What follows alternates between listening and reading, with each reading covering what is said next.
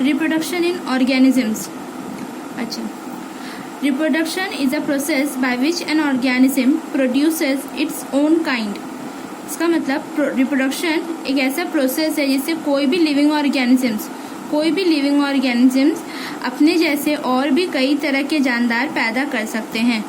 इसके जरिए वालिदैन के औसाफ उनके बच्चों में मुंतकिल हो सकते हैं।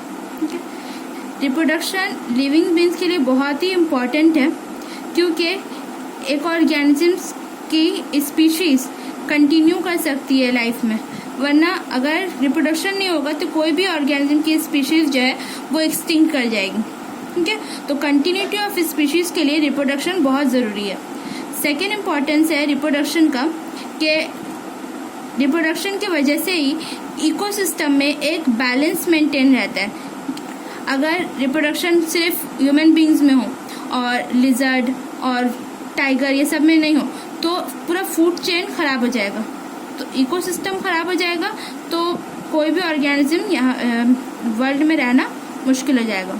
ठीक है, इसलिए रिप्रोडक्शन इकोसिस्टम में बैलेंस मेंटेन करने के लिए भी ज़रूरी है। तीसरा इम्पॉर्टेंस है कि इवोल्यूशन रिप्रोडक्शन की वजह से ही हो सकता है। रिप्रोडक्शन में जो सेल डिवीजन का प्रोसेस यूज होता है माइटोसिस और मियोसिस। माइटोसिस और मियोसिस में एक जब भी कोई भी सेल को हम लोग डिवाइड करते हैं तो क्रोमोसोम्स जो है वो अलग हो जाता है, एक इधर चला जाता है, एक इधर चला जाता है, तो कुछ कैरेक्टर इस वाले सेल में जाते हैं और कुछ कैरेक्टर ये वाले सेल में चले जाते हैं। इस तरह से दो अलग अलग टाइप का सेल रेडी हो पाता है। कुछ क्रोमोसोम्स जो इसमें है वो अलग कैरेक्टर्स बेयर करते हैं, जो क्रोमोसोम इसमें है वो अलग कैरेक्टर्स बेयर करते हैं। ये वाला जो डिफरेंस आता है वो सिर्फ मियोसिस में आ सकता है। तो for variation in organisms reproduction is very important. Okay, last adaptation भी किसी ऑर्गेनिज्म में रिप्रोडक्शन की वजह से ही हो सकता है। ठीक है, जो अडेप्टेशन हम लोग जिराफ में देखे हैं कि जिराफ की जो गर्दन है वो आहिस्ते आहिस्ते लंबी होती गई है, तो वो अडेप्टेशन भी थ्रू रिप्रोडक्शन ही आ सका है। ठीक है, अच्छा, अब हम लोग देखेंगे डिफरेंट टाइप्स ऑफ रिप्रोडक्शन क्या क्या है। हम लोग अभी सबसे पहले लोअर ग्रुप ऑफ ऑर्गेनिजम्स में रिप्रोडक्शन कैसे होता है वो देखेंगे। लोअर ग्रुप ऑफ ऑर्गेनिजम्स में, अच्छा, रिप्रोडक्शन का सबसे क्या क्या टाइप है? Sexual, asexual, vegetative and parthenogenesis.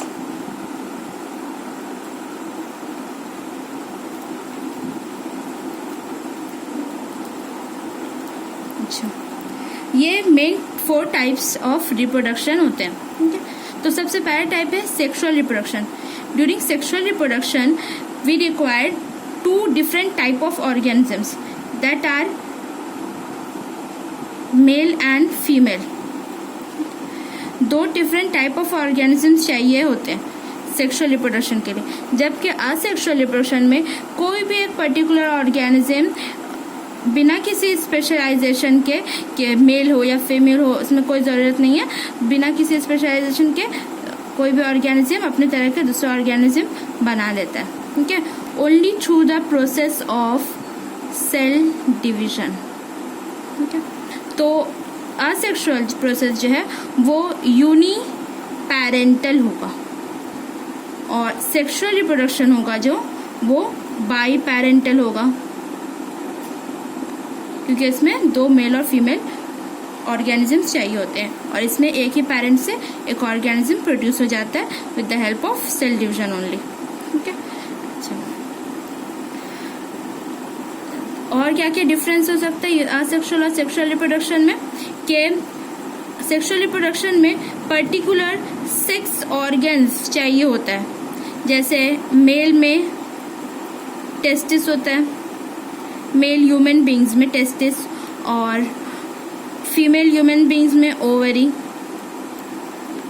ठीक है, जबकि असेक्सुअल रिप्रोडक्शन में नो सेक्स ऑर्गन्स, कोई सेक्स ऑर्गन्स की ज़रूरत नहीं है। ये सेक्स ऑर्गन्स बाद में जा करके कुछ गैमेट्स बनाते हैं, ठीक है। टेस्टिस से जो गैमेट्स बनता है, मेल गैमेट, उसको हम लोग कहते हैं स्पर्म, और फीमेल से जो मेल गैमेट बनता है, फीमेल गैमेट बनता है, उसको हम लोग कहते हैं एग या ओवम, ठीक है। ये है गैमेट्स। और असेक्सुअल रिप्रोडक्शन में no requirement of gametes, gametes की बनने की कोई ज़रूरत नहीं होती है असेक्सुअल रिप्रोडक्शन में, ठीक है। तो ये है सेक्सुअल और असेक्सुअल रिप्रोडक्शन के बीच डिफरेंस।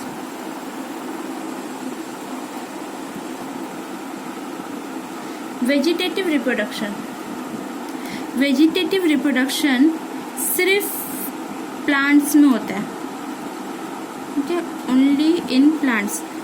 इस टाइप के रिप्रोडक्शन में कोई भी एक वेजिटेटिव पार्ट, मतलब प्लांट का कोई भी एक पार्ट, जैसे रूट है, स्टेम है, फ्रूट है, फ्लावर है, कोई भी एक पार्ट से अगर उस एक न्यू प्लांट ग्रो करे तो उसको कहते हैं वेजिटेटिव रिप्रोडक्शन, ठीक है।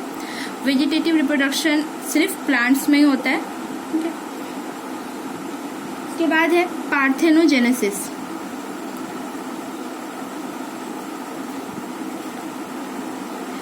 पार्थेनोजेनेसिस में विदाउट फर्टिलाइजेशन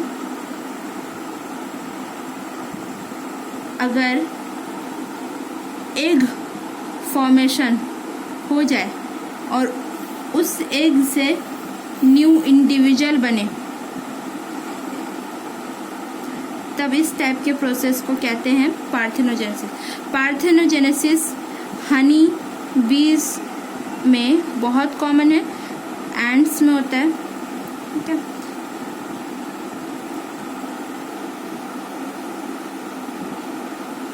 अच्छा, अब हम लोग देखेंगे different methods of asexual reproduction. Asexual reproduction के बहुत सारे टाइप्स हैं। सबसे पहला टाइप है fission, next is budding, fragmentation, regeneration, and last is sporulation, ठीक है। अच्छा, सबसे पहला जो है फिशन। फिशन में क्या होता है, ज़्यादातर फिशन जो है वो बैक्टीरिया में देखा जाता है। फिशन में क्या होता है, ये एक बैक्टीरिया है, इसका जो न्यूक्लियस है, ठीक है। जैसे नॉर्मल सेल डिवीजन होता है, माइटोसिस, वैसे ही होता है। ये न्यूक्लियस ग्रो करेगा, दो पार्ट में डिवाइड करेगा, कैरियोकाइनेसिस, उसके बाद साइटोकाइनेसिस होगा,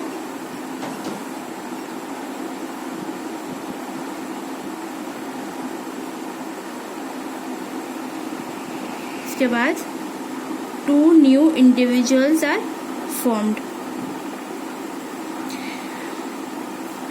ठीक है। बैक्टीरिया में ही इस टाइप का फिशन जो है वो देखा जाता है। उसके अलावा अमीबा, पैरामेशियम, ये सब टाइप के लोअर ऑर्गेनिजम्स में भी फिशन देखा जाता है, ठीक है। फिशन बहुत तरह का होता है, बहुत तरह का। तो जो हम लोग अभी जो हम लोग देखे वो एक टाइप का होता है बाइनरी फिशन, ठीक है। अच्छा, एक और टाइप का फिशन होता है, वो होता है मल्टीपल फिशन। मल्टीपल फिशन देखा जाता है अमीबा में और प्लाज्मोडियम,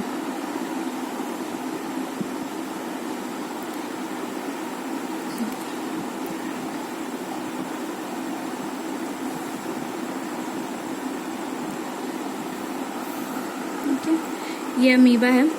अमीबा में क्या होता है कि एक unfavourable condition, during unfavourable condition में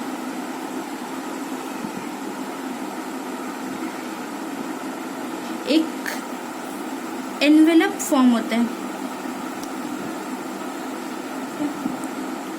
उस एनवेलप के अंदर में ये न्यूक्लियस डिवाइड करना शुरू करता है और एक न्यूक्लियस से बहुत सारे न्यूक्लियस बन जाता है। उसके बाद ये एक मल्टी न्यूक्लिएट स्ट्रक्चर बन जाता है, मल्टी न्यूक्लिएट स्ट्रक्चर।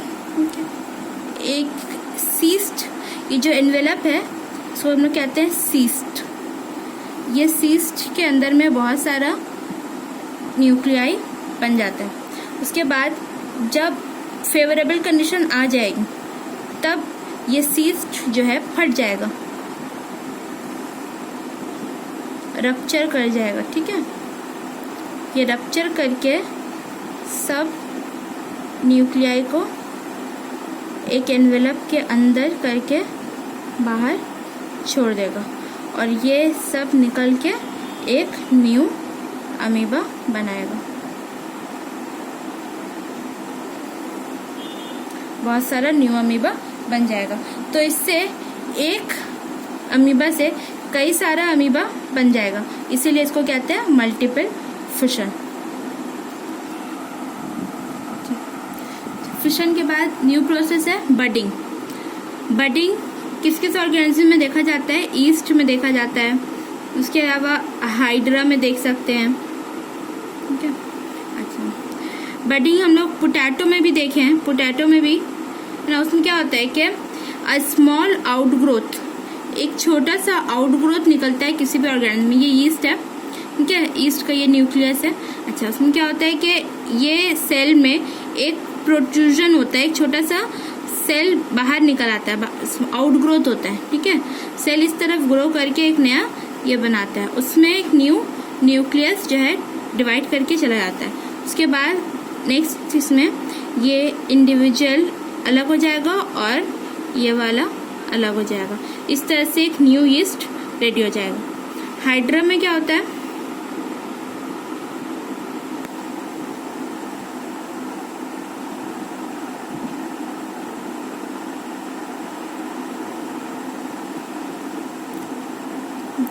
हाइड्रा में एक छोटा सा आउटग्रोथ होता है उसके साइड में। ठीक है, उसके बाद यही आउटग्रोथ जो है वो बड़ा होकर के अलग हो जाता है पेरेंट से और न्यू ऑर्गेनिज्म ग्रो करता है। ठीक है, ये है न्यू हाइड्रा। इस तरह से न्यू सेल आउटग्रोथ के वजह से अगर रिप्रोडक्शन हो, न्यू ऑर्गेनिज्म फॉर्म हो, तो उसको कहते हैं बडिंग। अच्छा, बडिंग का जो प्रोसेस होता है वो दो तरह का हो सकता है, एक्सटर्नल बडिंग या इंटरनल बडिंग। एक्सटर्नल बडिंग में कभी किसी भी सरफेस के ऊपर अगर प्रोट्रूजन हो, आउटग्रोथ हो, तो उसको कहते हैं एक्सटर्नल बडिंग। इंटरनल बडिंग तब होता है जब किसी ऑर्गेनिज्म के अंदर अगर बड्स फॉर्म हो, तो उसको कहते हैं इंटरनल बडिंग। ठीक है, इंटरनल बडिंग देखा जाता है साइकॉन या स्पॉन्जिला में। इसी प्रोसेस का एक और नाम ये भी है, गेम्यूल फॉर्मेशन।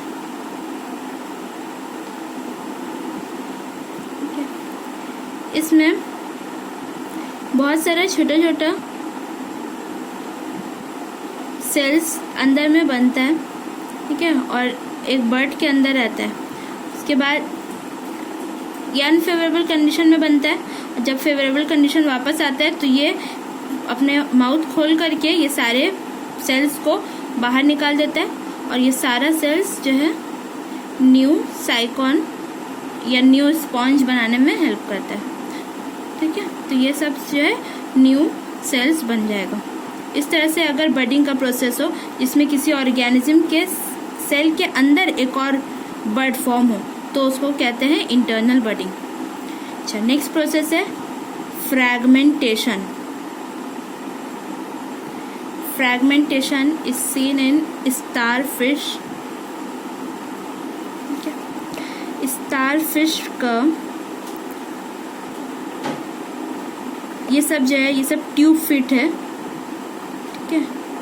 ट्यूब फिट के अगर इस हिस्से को काट दें इस तरह से, ठीक है, तो उसमें ये वाला इसको यहाँ से काट दें तो ये वाला हिस्सा जो है वो नया एक और बना लेगा, और प्लस ये वाला हिस्सा भी नया अपना पार्ट बना लेगा। तो एक इंडिविजुअल से 2 न्यू स्टारफिश रेडी हो जाएगा। इसी को कहते हैं फ्रैगमेंटेशन। फ्रैगमेंटेशन में a single organism is divided into many fragments. यहाँ पे सिर्फ 2 फ्रैगमेंट दिखाया। कभी कभी ऐसा भी होता है कि ये सारे फ्रैगमेंट्स को तोड़ देंगे, ठीक है, सारे फ्रैगमेंट्स को तोड़ देंगे। उसके बाद भी ये सारे अलग एक अलग अलग फ्रैगमेंट जो है वो 5 अलग स्टारफिश बना सकता है। तो एक एक फ्रैगमेंट अपना अपना एक एक न्यू ऑर्गेनिज्म बना लेगा। इसी प्रोसेस को कहते हैं फ्रैगमेंटेशन। स्टारफिश के अलावा एक और ऑर्गेनिज्म में देखा जाता है, यह है स्पाइरोगाइरा, ठीक है, ये एनिमल और ये प्लांट। उसके बाद है रीजेनरेशन। रीजेनरेशन एक प्रोसेस है जो देखा जाता है प्लानेरिया में। प्लानेरिया एक टाइप का ऑर्गेनिज्म है, इस तरह का दिखाई देता है, ठीक है। रीजेनरेशन हम लोग लिजर्ड में भी देखे हैं। लिजर्ड का जब हम लोग टेल काट देते हैं, ठीक है, तो उसका टेल वापस निकल आता है, उसी प्रोसेस को कहते हैं रीजेनरेशन, ठीक है। प्लानेरिया में भी वैसे ही होता है। प्लानेरिया को हम लोग 3 अलग अलग हिस्से में काट देते हैं। इसके बॉडी, नेक, ट्रंक और टेल काट देते हैं, और फिर ये तीनों पार्ट अलग अलग अपना न्यू ऑर्गेनिज्म ग्रो कर सकता है। इसी प्रोसेस को कहते हैं रीजेनरेशन, ठीक है। रीजेनरेशन और भी रीजेनरेशन 2 टाइप का हो सकता है, एक रिपेरेटिव और दूसरा रीस्टोरेटिव, ठीक है। रिपेरेटिव जैसे लिजर्ड में होता है कि कोई एक पार्ट कटा अगर, तो उसका वही पार्ट दोबारा ग्रो करेगा, सिर्फ टेल ग्रो करेगा। जो टेल का पार्ट है वो न्यू लिजर्ड नहीं ग्रो करेगा, ठीक है, तो उसको रिपेरेटिव कहते हैं, क्योंकि एक पार्ट जो टूट गया था वो रिपेयर हुआ। और दूसरा प्रोसेस है रिस्टोरेटिव। रिस्टोर करना मतलब हर एक पार्ट जो है वो अपने अलग अलग पार्ट को दोबारा ग्रो कर लेगा, तो उसको कहते हैं रिस्टोरेटिव रीजेनरेशन, ठीक है। अच्छा, लास्ट प्रोसेस है स्पोरुलेशन। स्पोरुलेशन स्पोरुलेशन मीन्स किसी भी ऑर्गेनिज्म में अगर स्पोर्स के जरिए रिप्रोडक्शन हो तो उसको कहते हैं स्पोरुलेशन। स्पोर्स किसी एक पर्टिकुलर चीज के अंदर आता है, उस चीज को कहते हैं हम लोग sporangium. Sporulation mainly algae, fungi, bryophytes में ही होता है। Different types of spores. अगर ये जो स्पोर्स है इसमें देखो कोई फ्लैजेला नहीं है, अगर फ्लैजेला प्रेजेंट रहता है तो उसको हम लोग मोटाइल स्पोर्स कहते हैं कि वो लोकोमोशन कर सकता है। मोटाइल स्पोर्स को हम लोग जू स्पोर्स कहते हैं। और नो फ्लैजेला, अगर फ्लैजेला नहीं है तो उसको हम लोग नॉन मोटाइल या अप्लानो स्पोर्स कहते हैं, ठीक है। अभी इतना ही, नेक्स्ट दूसरा करेंगे।